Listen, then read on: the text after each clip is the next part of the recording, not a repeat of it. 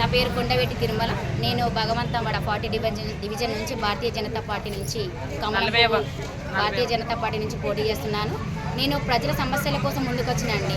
నేను మామూలుగా మధ్యతరగతి కుటుంబం నుంచి వచ్చిన మన వాళ్ళ చూస్తే ప్రతి ఇంటికి వెళ్తే ఏదో ఒక సమస్య చెప్తాను.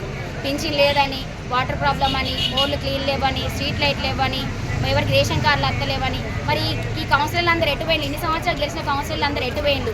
కనీసం మద్దతుతోని ఆ లోట్లతో మనం గెలిచినామండి. మనం సేవ చేయకపోతే ఎందుకు? గెలిచి సప్పడేక ఎవరిళ్ళ వాళ్ళు ఉండడానికా?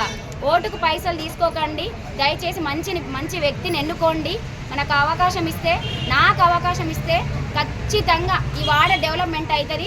వచ్చేది 3 సంవత్సరాల రగన్ననే. ఎందుకంటే టీఆర్ఎస్ అయితే లేదండి, అయిపోయింది గవర్నమెంట్. నెక్స్ట్ 2 ఇయర్స్ అయితే కాంగ్రెస్ గవర్నమెంట్ కూడా అయిపోతుంది. నెక్స్ట్ 2028లా బీజేపీ ప్రభుత్వమే ఉంటుంది. మీ పిల్లల భవిష్యత్తు కానీ, మీ పిల్లలకి ఏమైనా మోడల్ స్కూల్లో కూడా చదువులు ఒకవేళ ఎగ్జామ్ రాసి పాస్ కాకుండా నేను చేర్పిస్తాను. అది నా బాధ్యత. ఈ ఇంటింటికి ఏ సమస్య ఉన్నా నేను దగ్గర నుండి చేపిస్తా.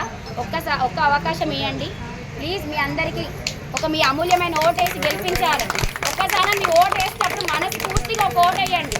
ఎందుకంటే ఆ ఓటు అనేది చాలా 5 సంవత్సరాలు ఇంపార్టెంట్ అండి.